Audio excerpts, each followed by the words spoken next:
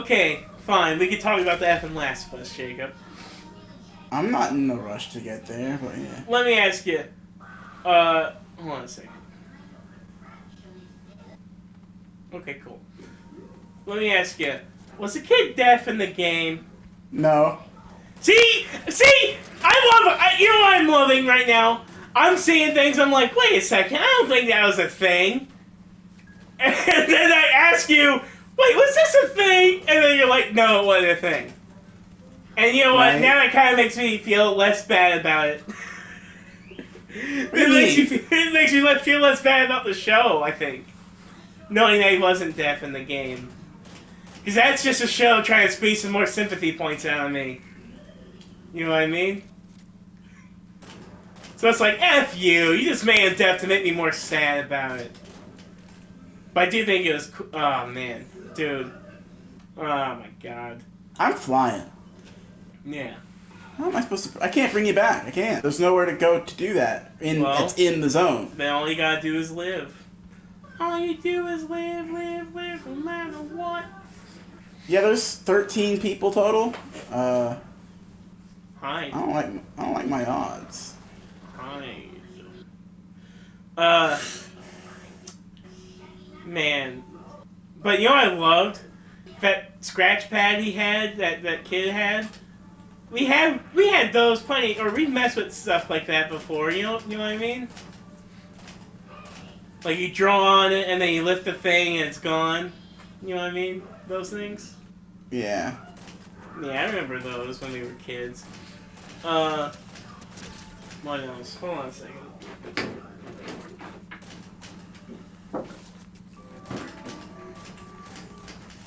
Oh, I'm missing now.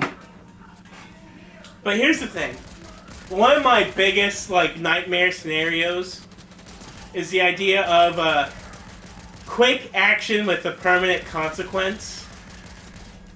Yeah.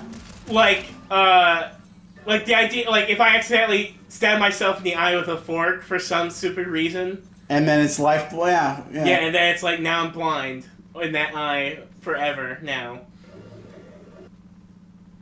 Alright, so hold on. I remember kid gets bit, kid dies, and dude probably kills himself. But it was not in that quick of succession in the game, was it? I mean, it's fairly quick. Was it really like he shoots kid, and he's like, what the fudge, and then he kills himself? Basically, yeah. But was it so quick like that, though? Yeah, like a couple seconds. I did not remember that.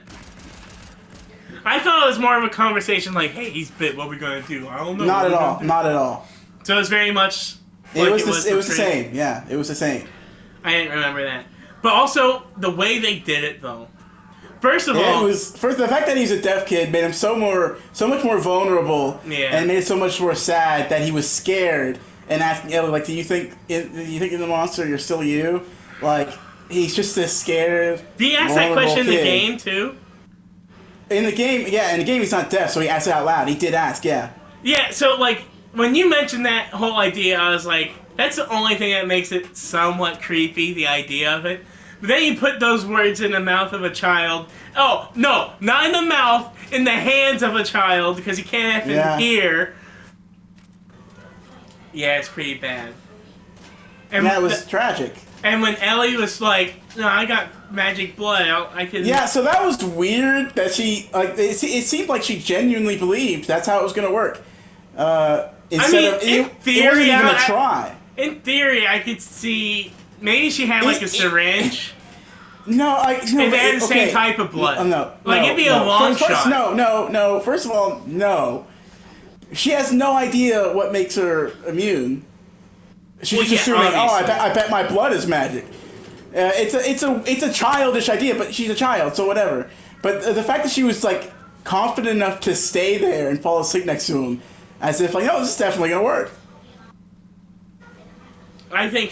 I don't know if she knew 100%. I don't think she, I think she hoped it would work. And she said she thought it would work. She immediately resorted to it, and then she fell asleep in the room with him. That's pretty confident. I think it's because she herself didn't want to fully believe it. But even then, when they bury them, she's immediately like, I can't tackle this, and she just sort of like, let's go. I think what they're going for with her trying that and with how it ends is like this is essentially her first time seeing someone lose hope. Like she's seen people die, but she hasn't seen someone lose hope in life yet. And that was like Henry like killing himself. That was it for him. He was like, no, this is it. I'm done. That's the part that. So yeah, not only the fact that the kid was deaf, but like you don't really. There might have been times he might have made some noise. I can't really quite remember. Plus, I don't know. Like, it was a really quiet episode, so there were times I couldn't quite hear what they were saying. But it's basically a kid makes no noise the whole episode, and the only time he makes noise is when he's an effing monster. And then that makes the question he asked even worse, because it's like, well, if that kid is still in there, he didn't have to make any noise, and this kid's making noise now. Also, I saw someone's like, oh, it makes sense that he didn't kill Ellie in her sleep because he wasn't looking at her and he can't hear. He didn't react until he saw her. You're right. That does make sense. I didn't even think of that. But the fact, oh god.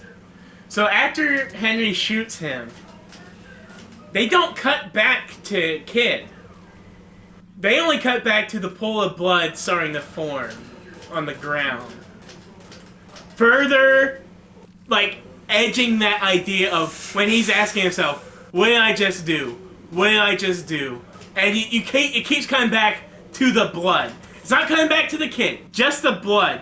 And then it's like you're in his head. You're trying to put, like, you're seeing the picture of the blood. You know what the blood means. But you can't conceptualize the kid. You don't want to. It's me versus two guys right now. The only reason I'm still alive is because I'm so high up in these balloons. Who won? Wow.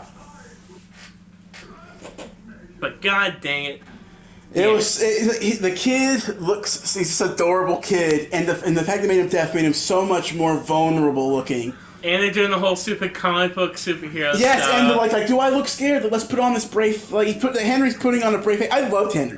I loved him in this episode. He's such a good person. I love the part where he's painting the mask on the kid, and then it cuts to him looking out the window, and it's an orange sign that's also on his face, like he's putting on his own brave face. It's pretty good. The second that he was like, "Do I look scared?" It was at that point I was like, "Oh no!" Like I'm so invested in this person. He's such a good person. I know. I like this so much. I was like, I'm gonna be destroyed by the end of this episode. Exactly. Anything that made me like either of them a little bit more, I was like, "Oh fudge!" It was immediate for me.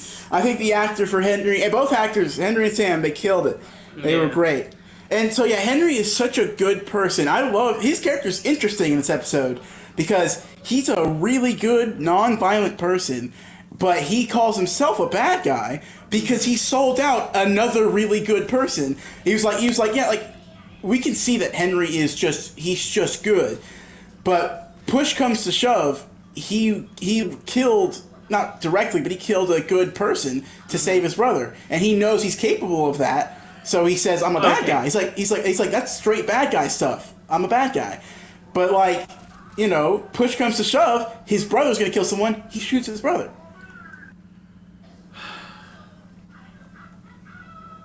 Man, it really sucked though. I feel like he shot first before registering that it was his brother. And that's what sort of sucked the most. Like. Yeah. And then what did I just do? Yeah. Yeah, and so that was a really cool scene in the game too, because in both, what happens is Joel tries to act first to stop him, just to save Ellie, and Henry straight shoots a bullet like, I'm gonna kill you if you try to save her, and then I don't think he said it in the show, but in the game, like, they both wait there silently for a second, like, okay, so I can't stop him, what are you gonna do? Nothing? Okay, and then Joel goes, screw it, and he's like, he's gonna attack again, and that's when Henry shoots Sam. Here, yeah, it was like all right, I'll pause for a second. Then what? What's your like? I'm not gonna sit here and watch her die. So we're at an impasse. It's literally a second too. Like it played out so quick. So two things. First, the woman villain, I was glad she Hated her. died. I hated her. She did not But need to be in this at what all. I loved about her character though was like she seemed like maybe before all this she was like a middle school teacher or something. Oh my god, that was so dumb. That's like exactly what that. they did, though. They went for, like, with her talking to the prisoners, it was literally like a kindergarten teacher talking down to her little kid students. I was like, what is this? This is stupid. I like that though. I like the idea of like usually when you see like a post-apocalyptic thing, it's like a person who's like hardened and some like they're always like and like she was still hardened or trying to act hardened, but the fact that like these like she's like saying kill them or she shot that guy in the face. It was so stupid. No, I don't think that's stupid. I think it's more real. It was totally stupid. It's like if you're in a real. It's not more real. It's just goofy. It's if you're just in a goofy. post-apocalypse, you're not actually gonna meet some stupid tough guy who's gonna be like, "Oh, I'm gonna kill you." Yeah, you can. Absolutely. Yeah, you can. You're But not more than gonna likely, meet- you're gonna meet a schlubby person who's gonna No, be like, you're not. "I'm No, gonna you're kill not. you." No, you're not. In the apocalypse, you're not more likely to run into some seeking Normie? kindergarten Miss Applebottom teacher and like, oh, like what? No. I was saying she is the Karen of the New World. Yes, she's a Karen, sure. Like, and that's not realistic at all. I think it's. I never I got don't know the if it's impression- realistic that she would be a leader, but I think it is realistic the idea of the leaders Even wouldn't alive. necessarily be. Even alive, really, like I don't believe that she survived without other people serving her for whatever reason they're serving her. Well, yeah, but I do like I don't know I thought it was an interesting idea.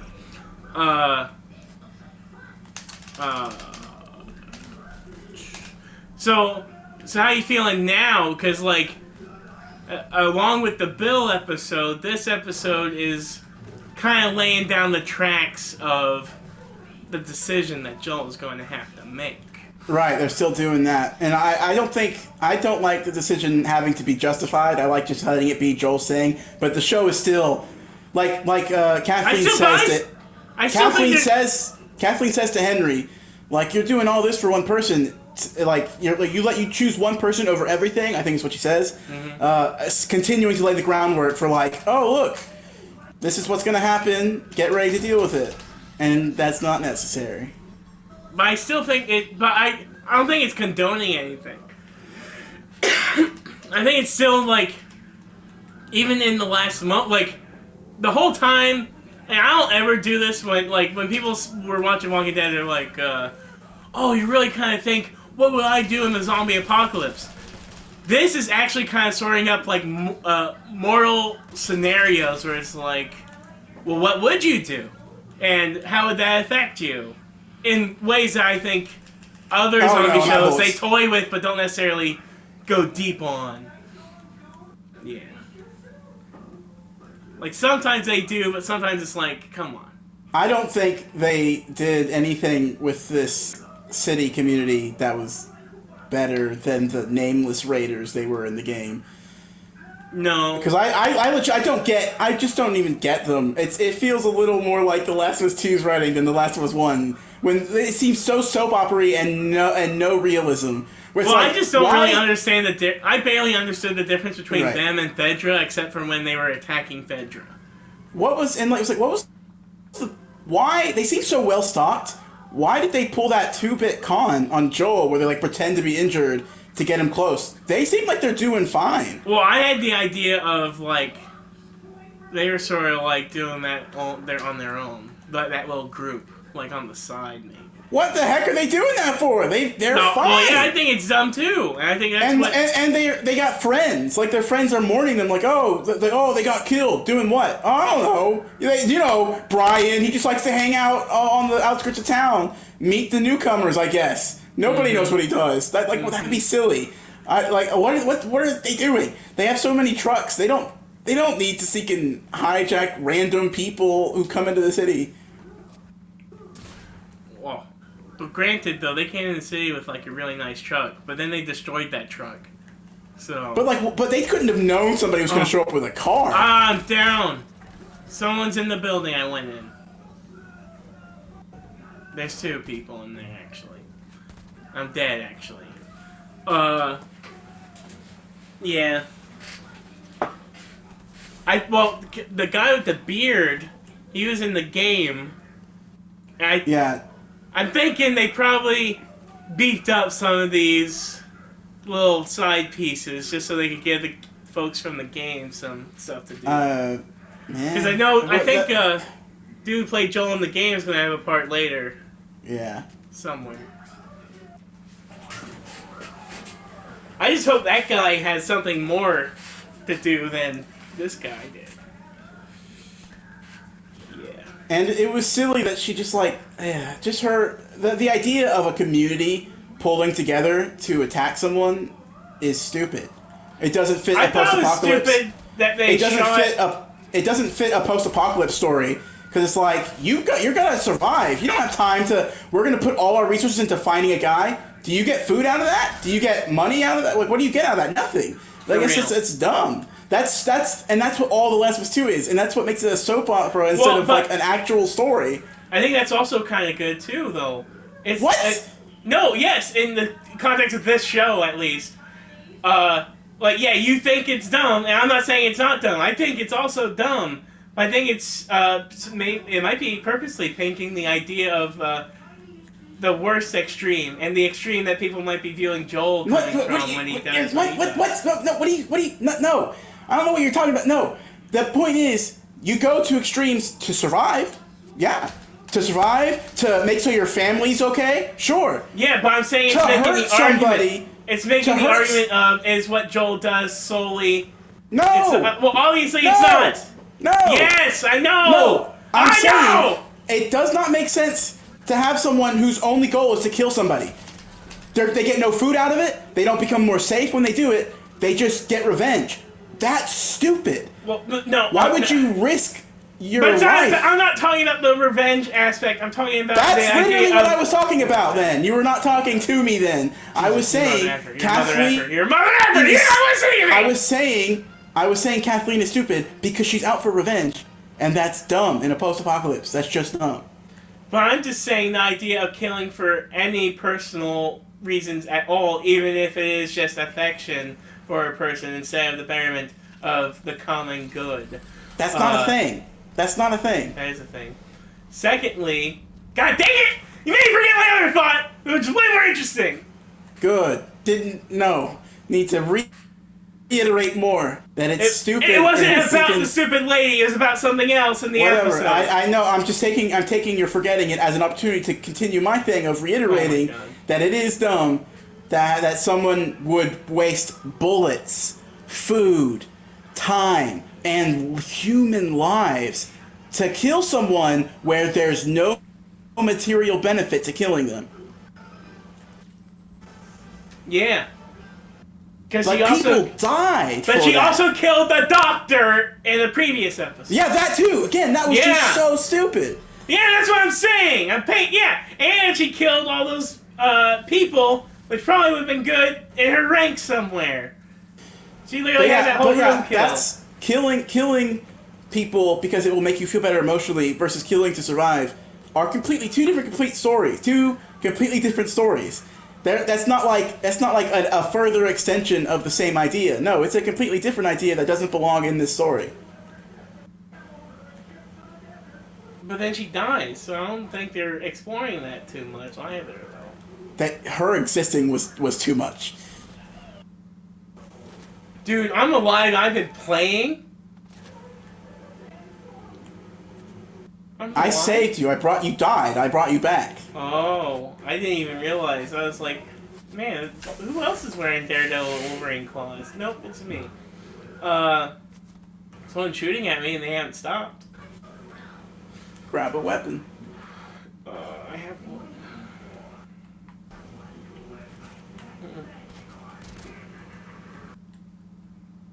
I don't see him. But yeah. Oh, there's a chest in the house. honestly, I think the kid who plays Ellie deserves an F and Emmy. She already deserved an Emmy. A lot of people don't like her, and What? I think, well, they don't like the character. They don't like. I've seen a lot of people. I don't know if they played the game or not. They're like, "Why does she keep talking so much? She's annoying." I think she's pretty accurate to the game so far. Honestly, I was worried she was don't gonna like be the game character. I was worried she's going to be annoying because she is a little annoying in the game, in my opinion. But she's actually way less annoying. Alright, the person's coming up the stairs now. Here they are. I love when she's reading the pun book. Take the shield stuff. Oh, wait, you already did. Yeah. You already took some, so. I love when she's reading the pun book, and then Joel basically finishes the pun before she could get it out, and she's like, "Did you read this book before?" Because there's only one book she probably has. It's like, oh my god. I also love that when Joel starts to laugh. So how are you feeling about Joel? I want to know how you feel about... Oh my god, behind you! Jacob, I am unconcerned about the game. Unconcerned! Oh my god, I beat him. Oh, now I gotta save you, but there's another guy somewhere. Alright, hold on. Stop, don't move. Joel this isn't good. portrayal. I think the portrayal, Pedro Pascal's doing a great job. But would you say it's the same? I think he moved. I think he's like gotten closer to Ellie a lot faster than he did in the game, and I'm like, I don't know how to feel about that right now. I think it's fine right now. Really? I'm still thinking it's going a little snaily, but whatever. No, he's getting attached to her way faster. I feel like. I mean, I don't know how long's the show going to be, like 9 episodes, so we're already getting so they don't have that over long. halfway now, yeah. But you know, next he meets Tommy, and yeah, in the game when he meets Tommy, he tries to give Ellie to him. He's like, I'm not going to do this. I've so seen, that's why I'm like, is he still there or not? I don't know. I've seen a little trailer, and it has like Ellie trying a horse in the snow, so they're definitely going to get there. Yeah, riding a horse in the snow is well. First of all, there's a lot of snow, so it's like I don't know. I don't know. They have 4 episodes left. There's kind of a lot of stuff they're gonna have to shorten, I guess. Well, supposedly, like the first game is the first season. I think that's been confirmed. It has. Oh, there's All Might thing there. We gotta get it. Also, we gotta move. The second season is most definitely going to be like, we're going to drag this out a little bit because we need. I think they're probably going to swing for 3. But I do wonder then, like, what are they going to do after that? Do they have to have a Last of Us Part 3 video game first, and then they'll do the show? That's what they said. They didn't want to go past. They said they don't want to go past the games. Yeah, but that still begs into question, like, where is Last of Us Part 3 gonna fall into that? I'm down! I'm dead.